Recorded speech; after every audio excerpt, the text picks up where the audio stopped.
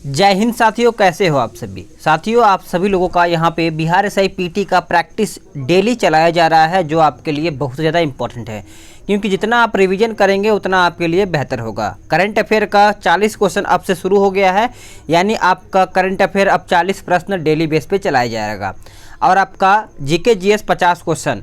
तो इस तरीके से आपका रिवीजन और बेहतर हो पाएगा। जितना आप करेंगे रिवीजन उतना आपके लिए बेहतर होगा। एग्जाम देखिए, अब कोरोना हाल आप सभी को पता है, थोड़ा बहुत नॉर्मल हो रहा है, तो कि एग्ज़ाम कभी भी हो सकता है। तो अपनी तैयारी बेहतर कीजिए, तैयार रहिए आप कि कभी भी एग्ज़ाम हो जाए, हमको स्कोर अच्छा खासा करना है। ठीक है, तो चलिए आज का सेट शुरू करते हैं। पहला प्रश्न क्या है, इसको देख लेते हैं। पहला प्रश्न है कि निम्न में से कौन सी भौतिक मात्रा किए गए कार्य की गति को मापती है। तो इसका उत्तर हो जाएगा ऑप्शन ए, शक्ति। शक्ति आपका यहाँ पे सही उत्तर हो जाएगा। अगर हम बात करें ताप, तो ताप का मात्रक क्या है, तो केल्विन है। विद्युत धारा का एम्पियर है। अगर हम बात करें हम ज्योति तीव्रता के बारे में, तो कैंडेला हो जाएगा। नेक्स्ट क्वेश्चन है क्वेश्चन नंबर 2, कहता है शक्ति की अंतर्राष्ट्रीय एसआई मात्रक डैश है। तो इसका उत्तर हो जाएगा ऑप्शन ए, वाट आपका यहाँ पे उत्तर हो जाएगा, नोट करिएगा। ऊर्जा का एसआई मात्रक आपका जूल हो जाएगा। विशिष्ट ऊष्मा का जूल प्रति किग्रा केल्विन हो जाएगा। नेक्स्ट क्वेश्चन है क्वेश्चन नंबर 3, कहता है मंदता की अंतर्राष्ट्रीय इकाई या फिर एसआई इकाई क्या है। तो इसका उत्तर हो जाएगा ऑप्शन सी। ठीक है, अब आते हैं क्वेश्चन नंबर 4 पे। जी की एसआई इकाई त्वरण की एसआई इकाई के बराबर होती है, जो कि डैश है।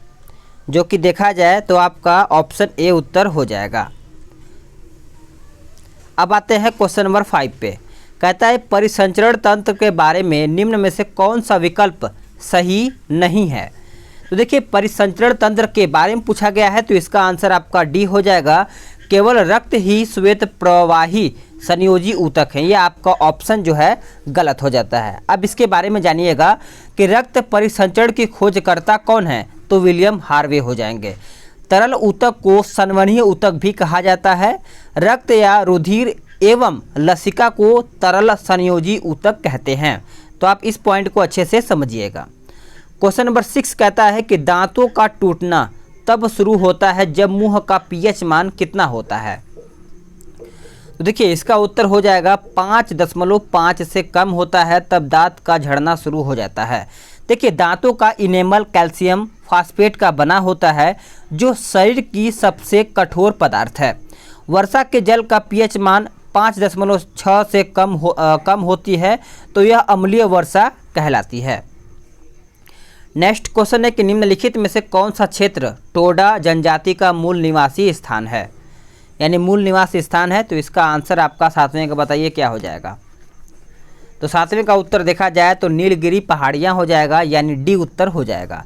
देखिए, नीलगिरी पहाड़ी तमिलनाडु में स्थित है। यह एक ब्लॉक पर्वत है। ठीक है, इसके सबसे ऊंची चोटी दोदा बेटा है। जो इसकी ऊंचाई देखा जाए दोदा बेटा का, तो 2637 मीटर आपका यहाँ पे हो जाता है। नेक्स्ट क्वेश्चन है कि स्टेट बैंक ऑफ इंडिया को किस वर्ष राष्ट्रीयकृत किया गया था। तो इसका उत्तर हो जाएगा 8वें का ऑप्शन सी, 1995 आपका यहाँ पे 1955 आपका यहाँ पे उत्तर 8वें का हो जाएगा। देखिए, बैंक ऑफ कलकत्ता की स्थापना याद रखिएगा 1806 में हुआ था। बैंक ऑफ बॉम्बे की स्थापना 1840 में हुआ था। नेक्स्ट क्वेश्चन है कि आधार आधारित लेन देन के लिए आंख की पुतली के स्कैन प्रमाणीकरण की सुविधा पेश करने वाला भारत का पहला बैंक कौन सा है। तो भारत का पहला बैंक देखा जाए तो एक्सिस बैंक हो जाएगा, यानी आपका 9 का आंसर डी उत्तर हो जाता है। क्वेश्चन नंबर 10 कहता है कि डैश भारत का सबसे पुराना सार्वजनिक क्षेत्र का बैंक कौन सा है। सार्वजनिक बैंक का पूछा गया है, तो आपका यहाँ पे इलाहाबाद बैंक हो जाएगा। आंसर आपका यहाँ पे 10वें का डी हो जाएगा।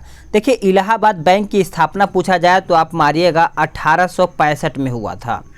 भारत में स्थापित प्रथम बैंक आपका 1770 ईस्वी में स्थापित हुआ था।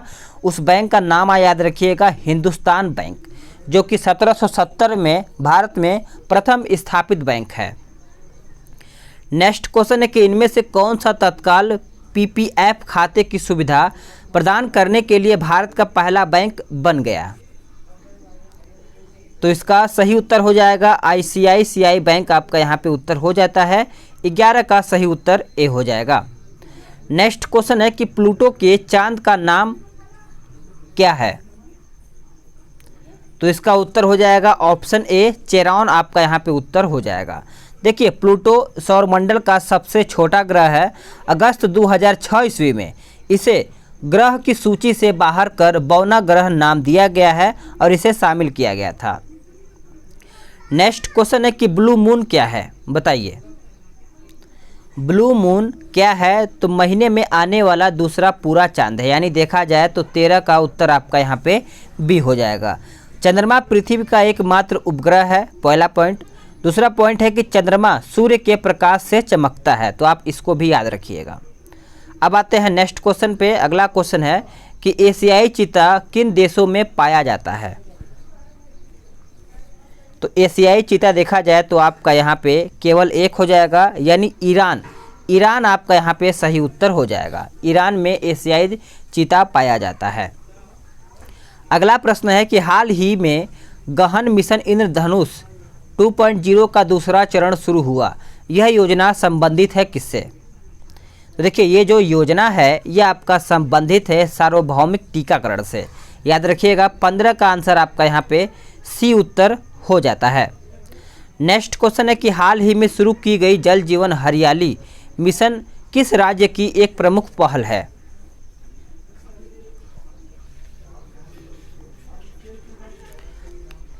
तो इसका आंसर हो जाएगा ऑप्शन ए बिहार, आपका यहाँ पे उत्तर हो जाता है। अब आते हैं अगले प्रश्न पे, यानी 17 नंबर। कहता है किस मध्य पूर्व देश ने हाल ही में सभी देशों के लोगों के लिए मल्टीपल एंट्री टूरिज्म वीज़ा देने की घोषणा की है? चलिए बताइए। तो देखिए, इसका उत्तर हो जाएगा संयुक्त अरब अमीरात, आपका यहाँ पे राइट आंसर 17 का हो जाता है। तो आप इस पॉइंट को अच्छे से याद रखिएगा। अगला प्रश्न है कि प्रसिद्ध विष्णुपद मंदिर किस नगर में स्थापित है?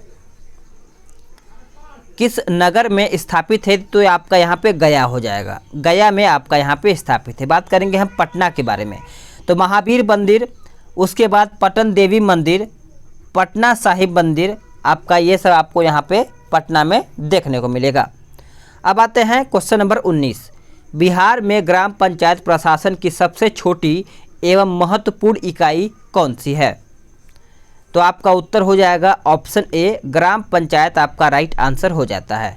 देखिए, पंचायती राज स्तर पर जिला परिषद सबसे बड़ी इकाई होता है।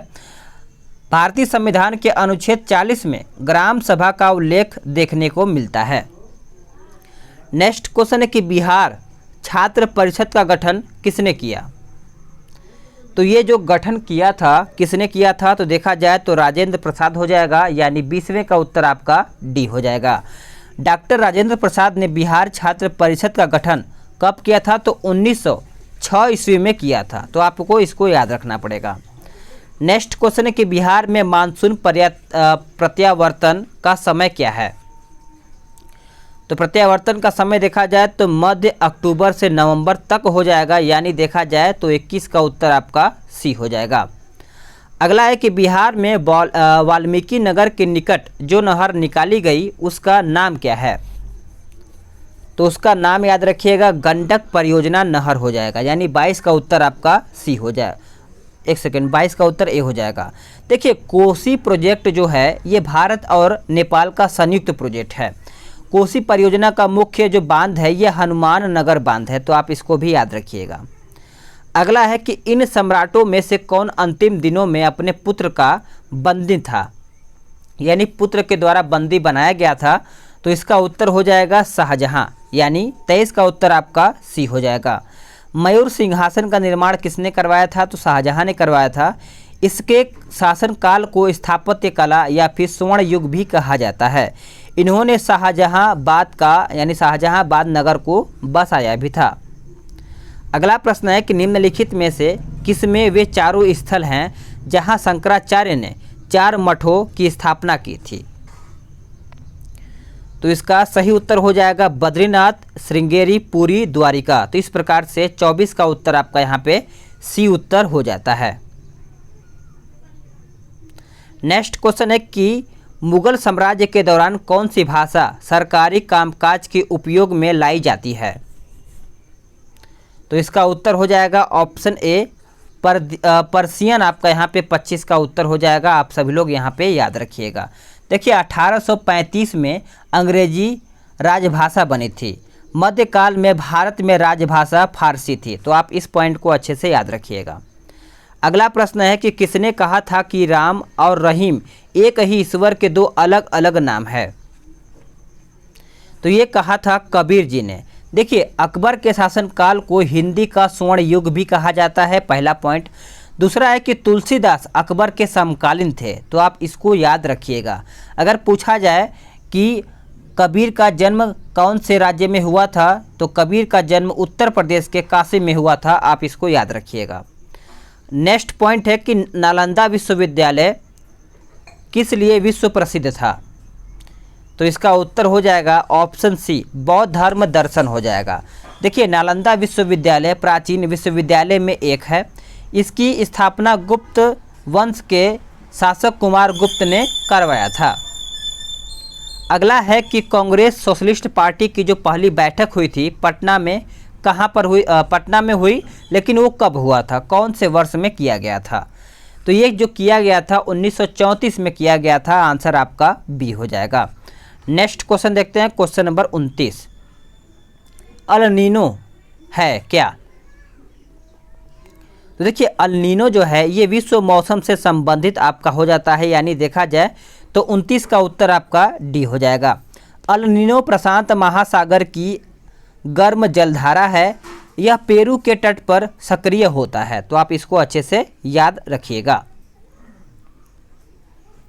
नेक्स्ट क्वेश्चन है कि उष्णकटिबंधीय चक्रवात जो फिलीपींस, जापान और चीन में आते हैं उन्हें क्या कहते हैं?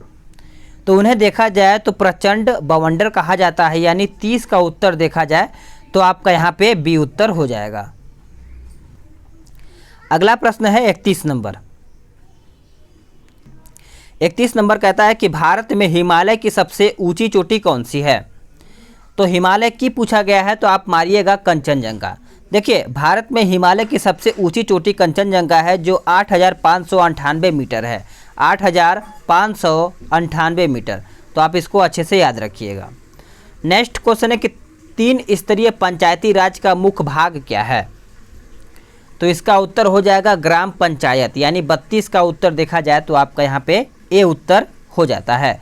अब त्रिस्तरीय के बारे में पूछा गया है तो ग्राम स्तर पर ग्राम पंचायत होता है, प्रखंड स्तर पर पंचायत समिति होता है और जिला स्तर पर जिला परिषद होता है। तो तीनों को आप अच्छे से याद रखिएगा।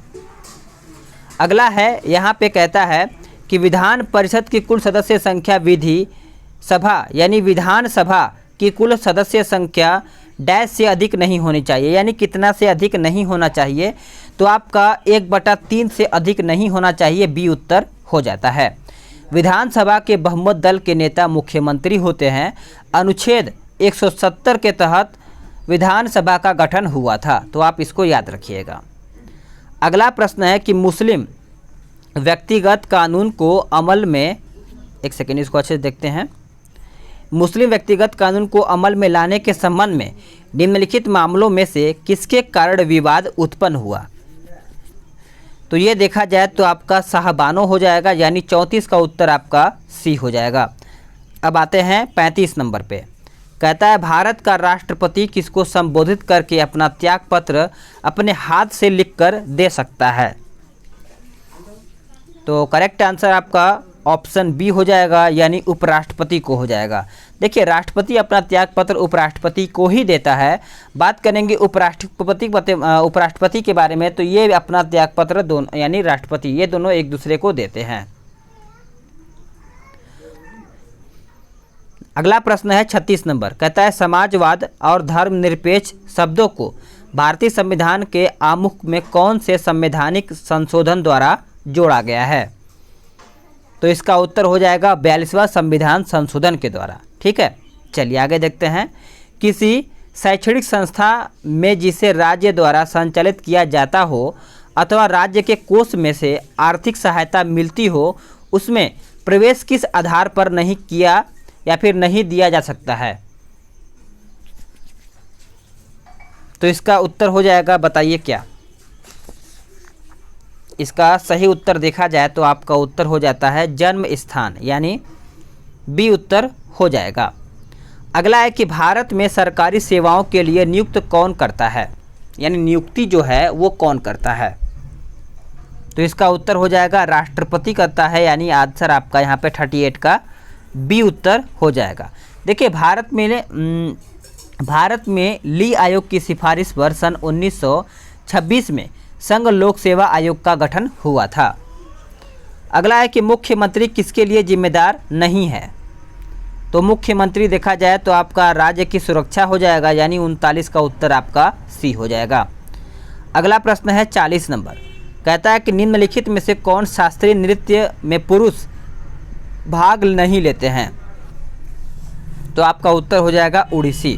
देखिए मणिपुरी है, कथक उत्तर भारत का है, कथकली मोहिनीअट्टम केरल का है, और बात करेंगे हम कुचिपुड़ी के बारे में, तो कुचिपुड़ी आपका आंध्र प्रदेश का पड़ जाता है। वित्तीय घाटे का तात्पर्य पूछा गया है, तो वित्तीय घाटे का तात्पर्य देखा जाए तो सभी मदों से प्राप्त आय खर्च से कम, यानी 41 का उत्तर आपका यहाँ पे सी उत्तर हो जाता है। अगला है कि गांधी जी ने एकाएक असहयोग आंदोलन क्यों स्थगित कर दिया? इम्पॉर्टेंट है, क्योंकि उनको यानी उनके सिद्धांतों के विपरीत यह हिंसात्मक हो गया था, यानी 42 का उत्तर देखा जाए तो आपका यहाँ पे ए उत्तर हो जाता है। महात्मा गांधी ने जलियांवाला बाग हत्याकांड के विरोध में 1920 में असहयोग आंदोलन शुरू किया था। नेक्स्ट क्वेश्चन है कि दांडी कूच का नेतृत्व किया था किसने? तो इसका उत्तर हो जाएगा 1930 में महात्मा गांधी ने किया था। नेक्स्ट क्वेश्चन है कि 1931 में गांधी जी और डैश के बीच संपन्न समझौते का परिणाम सविनय अवज्ञा आंदोलन के पराकाष्ठा पर पहुंचने में हुआ था। तो देखिए इसका उत्तर क्या होगा? लॉर्ड इरविन हो जाएगा। लॉर्ड इरविन आपका यहाँ पे उत्तर हो जाएगा। बात करेंगे कि 5 मार्च 1931 को गांधी इरविन समझौता हुआ था, तो आप इसको याद रखिएगा। अगला प्रश्न है कि इनमें से कौन सी घटना सत्य नहीं है? तो देखिए इनमें से कौन सी घटना सत्य नहीं है? तो भारत छोड़ो आंदोलन 1941 आपका यहाँ पे उत्तर हो जाएगा। नेक्स्ट क्वेश्चन है कि निम्नलिखित घटनाओं को कालानुक्रम में रखें, तो करेक्ट आंसर आपका 1, 3, 4, 2 हो जाएगा, यानी उत्तर आपका यहाँ पे सी हो जाएगा। अगला प्रश्न है कि चौरा चौरी की जो दुर्घटना हुई थी, जिसमें जुलूस के लोगों ने 22 सिपाहियों की हत्या की, किस काल में हुई थी, यानी कब ये हुआ था? तो देखिए ये 1922 में हुआ था, आंसर आपका बी हो जाएगा। नेक्स्ट क्वेश्चन है कि पेरी और स्टेपी प्रदेशों को निम्नलिखित में से किस फसल के अत्यधिक उत्पादन के कारण विश्व का अन्न भंडार कहलाता है? तो इसका उत्तर हो जाएगा ऑप्शन बी गेहूं। देखिए गेहूं की जन्मभूमि मध्य एशिया को माना जाता है। गेहूं विश्व का प्रमुख भोज्य पदार्थ है। नेक्स्ट क्वेश्चन है 49 नंबर, कहता है कि हार्मुज जल संधि निम्नलिखित में से किन 2 देशों को अलग करती है? तो सही उत्तर हो जाएगा ऑप्शन सी बहरीन तथा कतर आपका यहाँ पे उत्तर हो जाता है। आखिरी प्रश्न है 50 नंबर, कहता है मंगल और बृहस्पति ग्रह की कक्षाओं के बीच सूर्य के चारों ओर परिक्रमा करने वाले सेल के छोटे टुकड़ों के समूह को क्या कहते हैं? तो देखिए इसको क्षुद्र ग्रह कहा जाता है, आंसर आपका 50 का डी उत्तर हो जाता है। तो साथियों आप सभी लोगों का यहाँ पे 50 प्रश्न समाप्त हो गया है। वीडियो को लाइक करिए, शेयर कीजिए और अपना स्कोर बताइए कि आपने कितना क्वेश्चन सही किया है। आपका करंट अफेयर 40 क्वेश्चन आएगा तो वो भी आपके लिए बहुत ज़्यादा महत्वपूर्ण बन जाता है। तो चलिए मिलते हैं एक नई वीडियो में, तब तक के लिए जय हिंद, वंदे मातरम।